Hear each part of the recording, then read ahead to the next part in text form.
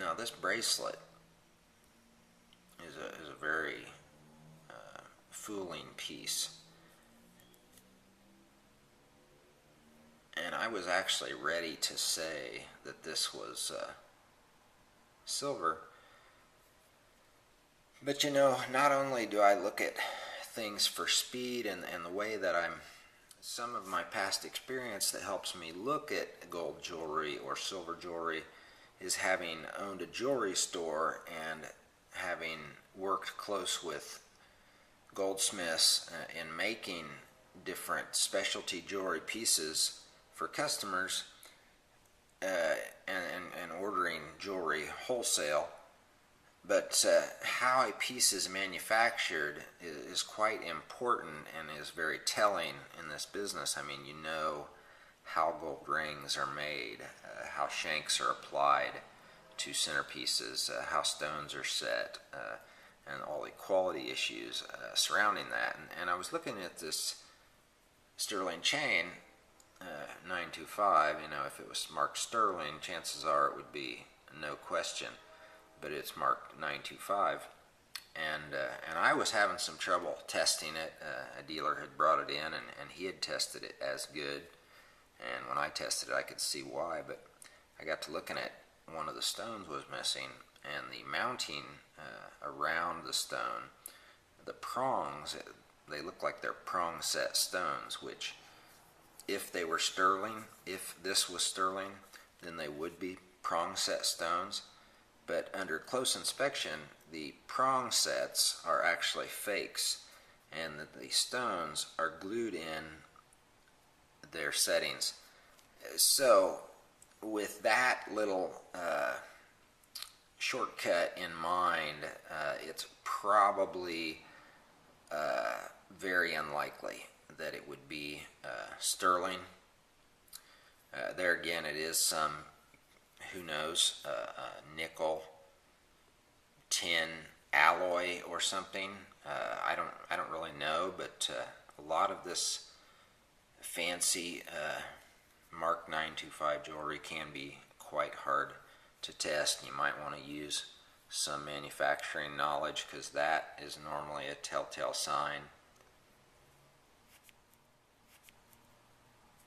on some of this let's just say imported goods, or whatever the story is on that. I don't know of any U.S. manufacturers who would have that kind of practice where, you know, things would be marked something that they're not, because it really doesn't go on in the American jewelry industry.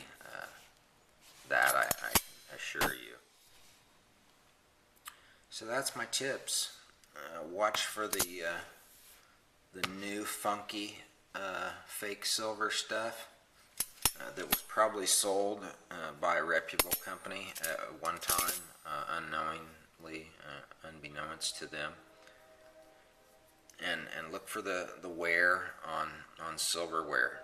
You know, I have used this in the past to find bad pieces, old bad pieces that were marked sterling, but I would say it only happens maybe once out of I don't know, 10,000 pieces or something like that.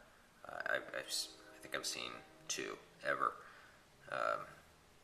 that there was no reason. You know, it was raised marking done by the factory in 1915 or something, and there it was fake, and there was no explanation for it. So yeah, it's not something you have to watch out, but you can catch it by using that wear trick. And it speeds up your looking at silver to determine whether it's good or not. You know, you pick it up, you give it a little feel, which that basically told me I was done and that it wasn't silver. And you look for wear. Here we don't really see any, but we do have that feeling problem. Then we know we better be looking at the marking.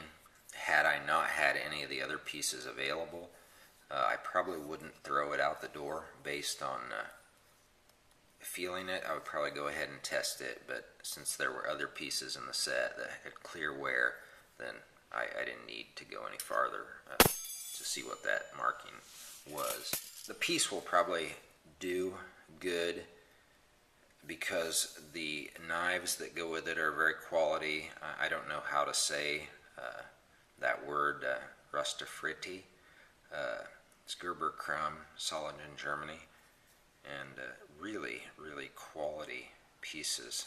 Funny, it has the same 900 marking right here, which almost makes me want to take another look at that, but it had to be the Gerber Crumb 900 series.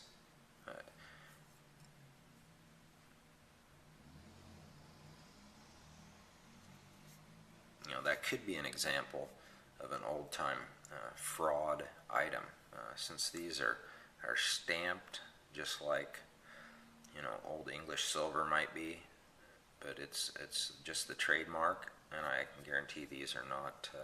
I was going to say get the tester back after this set, but there's really no reason. I mean, there's brass wearing through the coating. I'm sure when I look up the manufacturer and the story about these pieces, I will find out more information about that, but they're very heavy right here.